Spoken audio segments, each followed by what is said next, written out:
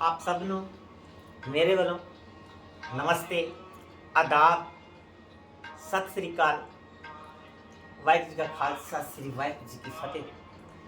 ਸੋ ਉਸ ਵਾਹਿਗੁਰੂ ਦਾ ਨਾਮ Satnam Shri Waheguru JIO, Satnam Shri Waheguru JIO, Waheguru Waheguru Waheguru JIO. ਆ ਜਾਓ ਚੱਲਦੇ ਹਾਂ ਆਪਣੀ ਯੋਗਾ ਕਲਾਸ ਵੱਲ। ਸੋ ਸਭ ਤੋਂ ਪਹਿਲਾਂ ਆਪਾਂ ਵਿਛਾ ਲਿਆ ਆਪਣਾ ਵਧੀਆ ਮੈਟ, ਤਾਂ कि बैठन से कोई तंगी ना होवे। अगर घुटने नीचे लगाने पड़े तो भी कोई बात नहीं। उसके बाद हमने ये ले लिया अपना गुनगुना पानी, और उसके बाद ये ले लिया अपना हैंकी, क्योंकि योगा करने से पहले जो है हमारे पास सबसे पहले तो जो हमने कपड़े वेयर किए हुए हैं बहुत खुले होने चाहिए, ताकि घुटना मोड़ने में या कमर को हिलाने में कोई दिक्कत ना हो। तो सबसे पहले भाई वीडियो को लाइक भी कर देना, शेयर भी कर देना, और चैनल को सब्सक्राइब कर देना, घंटी वाला बटन दबा देना, ताकि अगला वीडियो है जो आप तक पहुंच सके। आगे हैंकी बताएंगे, जो रुमाल है लाइफ में कितना अति आवश्यक है। साथ साथ में अपनी बॉडी को गर्म करेंगे और बताएंगे कि रुमाल साथ क्यों रखना चाहिए। जो रुमाल है ना, हमारा हैंकी है, उसको तो हमेशा अपने पास रखना चाहिए। अगर आप बस में सफ़र करते हो या अपनी गाड़ी पे जाते हो, मोटरसाइकिल पर जाते हो, कहीं भी जाते हो, तो जो आपका रुमाल है ना, आपके साथ हमेशा होना चाहिए। क्यों कि कहीं भी खांसी आ सकती है, हमें निश आ सकती है, अवासी आ सकती है। तो आप सबको मालूम है कि जब खांसी आती है या रेशा आ जाता है, कभी कभी जब निश मारते हैं, खांसी करते हैं, तो रेशा जो बाहर आ जाता है। अगर आपके पास रुमाल नहीं होगा, आप बस में सफ़र कर रहे हैं, तो क्या करोगे फिर? ऐसे करोगे या ऐसे करोगे, या फिर ऐसे हाथ से सीट को लगाओगे? नहीं, अच्छी बात नहीं है। इन्फेक्शन हो सकती है, किसी और को होगी तो आपको भी हो सकती है, क्योंकि आपने सीट के नीचे हाथ लगाना है, शायद किसी और ने भी लगाया हो। उसके बाद आप अपनी गाड़ी पे जा रहे हो, कार पे जा रहे हो, आपको खांसी आ रही है, रेशा आ गया है।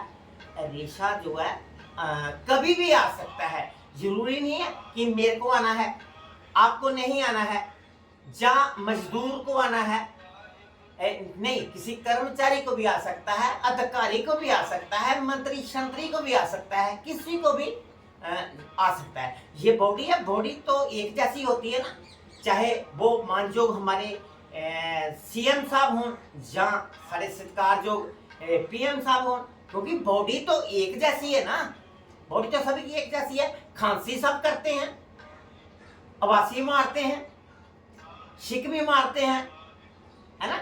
तो कुछ भी हो सकता है, रेशा भी किसी को भी आ सकता है। अपनी गाड़ी पे जा रहे हो, आपको खांसी आ गई, आपको रेशा आ गया, थूक आ गया, तो क्या करोगे? गाड़ी की सीट के साथ लगाओगे कि स्टीयरिंग के साथ लगाओगे? नहीं। अगर आपके पास रुमाल है तो आप रुमाल को यूज कर सकते हो। या आप बस में जा रहे हो, मोटरसाइकिल पे जा रहे हो, कार पे जा रहे हो, पैदल जा रहे हो, बाजार से जा रहे हो, ठीक है ना। तो इसलिए रुमाल को, जैसे हम मोबाइल हमेशा साथ रखते हैं ना, तो इसको भी जो हमेशा साथ रखना अति आवश्यक है। एक हमारा रुमाल हो गया।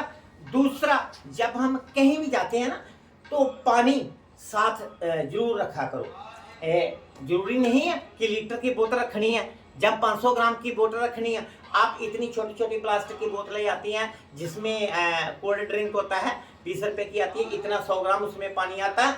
उसको हमेशा अपने साथ रखो, बैग में रखो, मोटरसाइकिल में रखो, कार में रखो, या हमारी बहनें माताएं बाजार जाती है, कहीं भी जाती है, कहीं प्रोग्राम अटेंड करने जाती है, तो छोटी बोतल अपने बैग में डाल सकती है, ठीक है ना।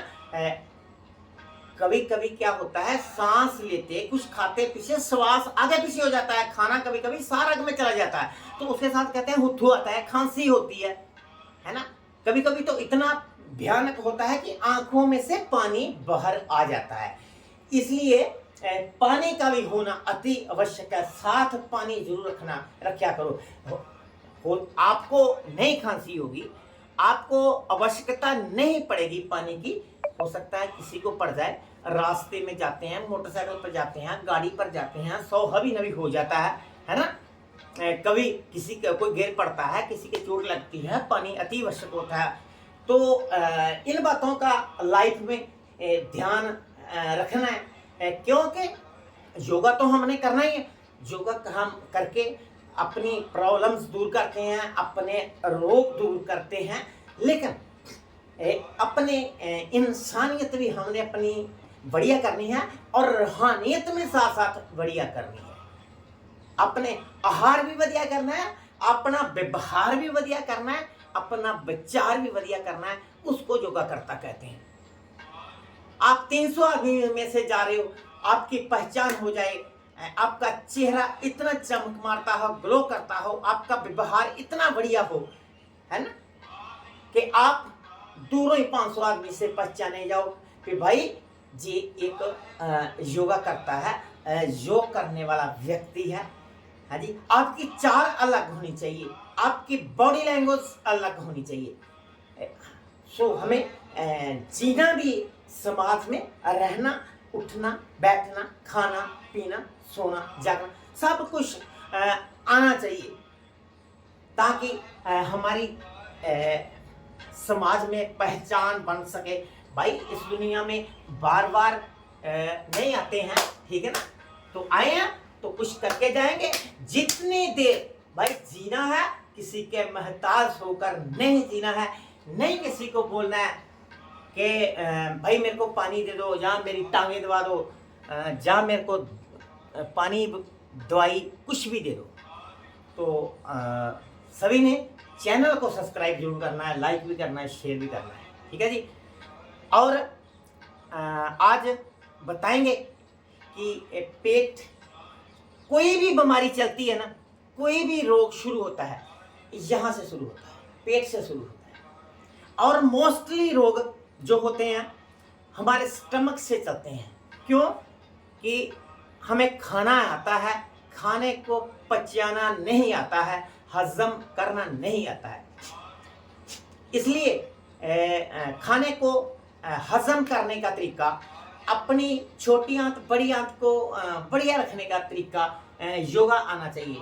कल भी मैंने बताया था कि थोड़ा कपालभाति और मंडू का आसन जरूर करना है आपने। तो मंडू का आसन, मुट्ठियाँ दोनों ऐसे, एक अंगूठा जो है उंगलों के अंदर ऐसे जोर से करके, एक नाभि के दाएं बाएं ऐसे, यहाँ पहले पेट अंदर चला गया, श्वास बाहर, श्वास को छोड़ते हुए ऐसे आगे झुकना है। भाई ऐसे नहीं करना है, सामने देखना है, जितना मर्जी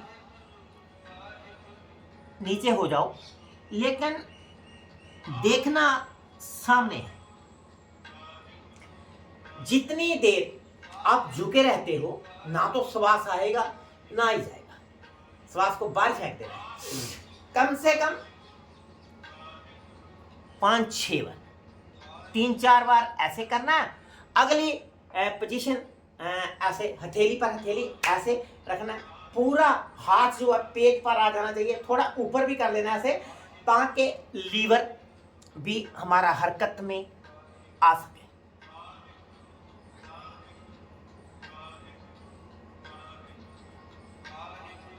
ऐसे अब क्या करना है, अपना बाह्य प्राणायाम करना है। बाह्य, अब देखो क्या करना है, पहले श्वास को बाहर फेंकना है, पेट को अंदर लेके जाना है।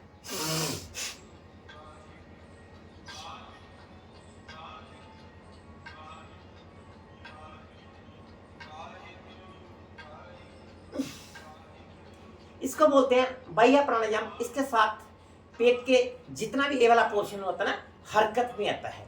तो मैं इसकी विधि बता दूं, टाइमिंग बता दूं। बैठना ऐसे सिंपल है, दोनों हाथ ऐसे घुटनों पर, ओके। तो श्वास चाहे तो ऐसे कर सकते हो खाली, नहीं तो फिर पहले श्वास भरो, अच्छी तरह श्वास बाहर आ जाए, आपका पेट ऑटोमेटिकली अंदर चला जाना चाहिए, ठीक है ना। और उसके बाद जो ठोडी है आपकी कंठकूल में ऐसे आ जानी चाहिए, ऐसे आ जानी चाहिए। और रेक्टम को ऊपर की तरफ खिंचाव देना भाई, ठोडी कंठकूल में रेक्टम को ऊपर की तरफ खिंचा देना है। और ये जो वाला पोर्शन है रीढ़ के साथ पेट बिल्कुल अंदर चला जाएंगे।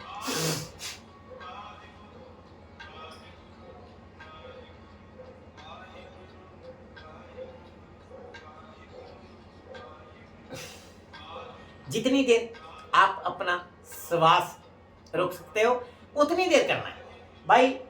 योगा करते समय अपने आप के साथ, अपनी बॉडी के साथ जबरदस्ती नहीं करनी। मैं वीडियो देखता हूँ, योगा करता, कभी कभी ऐसा करते हैं कि बहुत फास्ट योगा करते हैं, वो मेरे को तो समझ ही नहीं आती क्या करते हैं। फटाफट एक टांग जहां उठाते हैं यहां रख लेते हैं, एक टांग जहां होती है दूसरी जहां होती है। भाई मेरा भी सोचा करो, मैं भी बुजुर्ग आदमी हूं, मैंने कैसे करना है, मैंने कैसे करना है, ठीक है ना। तो योगा उसको कहते हैं जो 16 साल का बच्चा भी कर सके, 40 साल का बंदा भी कर सके, 80 साल का भी कर सके, है ना। अगर हम देखो, मैं ऐसे करता हूं, ये लिया, ए हो गया, बकरासन कर ले, यहां इसको करने के लिए एक्सपीरियंस चाहिए, बॉडी में फ्लेक्सिबिलिटी चाहिए, है ना। ऐसे तो नहीं ऐसा कर लिया भाई, नहीं, बॉडी के साथ जबरदस्ती नहीं करनी है।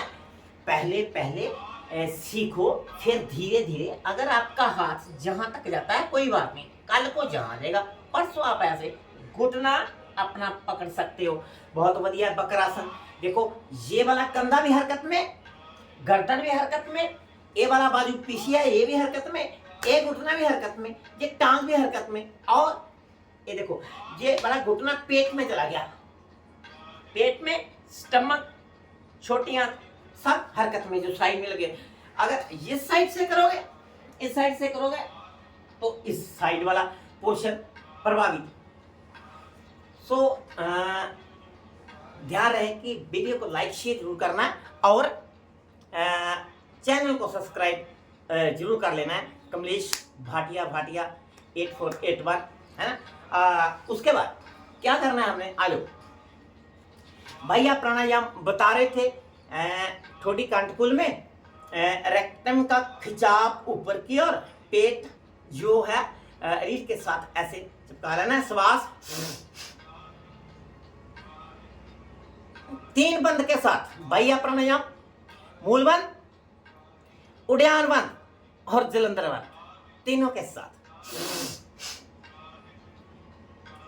भाई कंटिन्यूसली 10 दिन कर लोगे ना, सुबह और शाम 3-3, 4-4 बार जी वाला प्राणायाम, तो आपको गैस कभी नहीं बनेगी, एसिडिटी नहीं बनेगी। क्योंकि जो भी प्रॉब्लम होती है, चाहे वो घुटनों का दर्द हो, चाहे वो किडनी का रोग हो, चाहे वो हार्ट का रोग हो, चाहे वो ब्रेन का रोग हो, या फिर स्किन डिजीज का मसला हो, फोड़ा फैंसी का मसला हो, तो यहीं से शुरू होता है। जब आपको गैस बनती है ना, गैस क्यों बनती है? क्योंकि खाना नहीं हजम होता। खाना हजम हो गया तो आपको गैस नहीं बनेगी, एसिडिटी बनेगी। अगर गैस बन गई तो गैस घुटनों में भी जाएगी, दर्द तो होगा, बाजू है, सिर में आ गई तो भी सिर में दर्द होता। कभी कभी हम क्या करते हैं ना, हमारे सिर दर्द होता है तो डॉक्टर के पास चले जाते हैं, बोलते हैं यार डॉक्टर साहब हमें सिर दर्द हो रहा है, तो आपको पूछेगा सबसे पहले कि भाई क्या खाते हो, है ना, क्या खाया था, तो हम बताएंगे यार रात हमने मटर पनीर खाया था, जहां कल बाजार गए थे हमने बर्गर, मोमोज, पिज्जा खाया था, है ना। वो पचता नहीं है फिर, है ना, क्योंकि मैदा होता है, बहुत जल्दी नहीं पचता है। अगर आपका स्टमक ठीक होगा तो आपको वो भी पचेगा, अगर पचता है तो गैस नहीं बनेगी। डॉक्टर क्या वो कहता है, जब आप बोलोगे कि मेरे सिर दर्द हो रही है तो क्या करेगा वो, आपको एक गैस का कैप्सूल देगा, एक पैरासीटामोल, निमोपेरा, कोई भी पेन किलर देगा, आपकी दर्द ठीक हो जाएगी। होती तो भाई सिर में दर्द आया तो गैस का कैप्सूल क्यों दे दिया, ठीक है ना। क्योंकि जो सिर दर्द है, घुटनों की दर्द है, कोहनियों की दर्द है, कहीं भी दर्द हो सकती है भाई। कभी कभी तो ऐसा होता है हार्ट में भी दर्द होने लगती है गैस के साथ, हाँ बाजू में भी दर्द होने लग जाती है। तो फिर हम सोचते हैं कि यार कहीं कितने यो ही बात ना हो, लेफ्ट बाजू में, बाई बाजू में दर्द हो रही है, बाई साइड भी दर्द हो रही है ना। तो कभी कभी तो जो डॉक्टर है फायदा भी उठा जाते हैं, भाई इनको कौन सा मालूम है, लेकिन होता वो गैस से है। इसलिए गैस को रोक लीजिए। खाना खाते हैं, खाने को पचाना भी सीख लिए, हजम करना सीख लिए। भाई जब खाना खाते हो ना तब भूख रख के खाना खाया करो, पानी साथ में मत पिया करो। खाने का कम से कम, अगर सुबह नाश्ता किया ना तो 8 बजे किया है तो कम से कम 1:30-2 बजे 6 घंटे का अंतराल होना चाहिए। अगर दोपहर को 1-1:30 बजे किया ना तो शाम को तो खाना खाना नहीं चाहिए, लेकिन अगर खाना है तो फिर सोने से 2 घंटे पहले, सूरज छिपने से पहले वो खाना जो है खा लेना चाहिए, ताकि जब हम सोते हैं तो सोने से पहले पहले वो हमारा जो खाना पच जाए। अगर हमने खाना खाया, पेट भरा, सो गए तो क्या होगा फिर, खाना भाई पचेगा नहीं, वो खाना सड़ेगा, गलेगा। जब खाना आपके पेट में सड़ेगा, गलेगा तो फिर आपको मालूम ही है क्या होगा, गैस बनेगी, एसिडिटी बनेगी। 4 लोगों को और भी साथ पता लगेगा कि आपने क्या खाया है, मूली वाले पराठे खाए हैं या क्या खाया। So thank you very much. Video like share कर देना, धन्यवाद। चैनल को सब्सक्राइब कर लेना, अगली वीडियो में फिर मिलेंगे।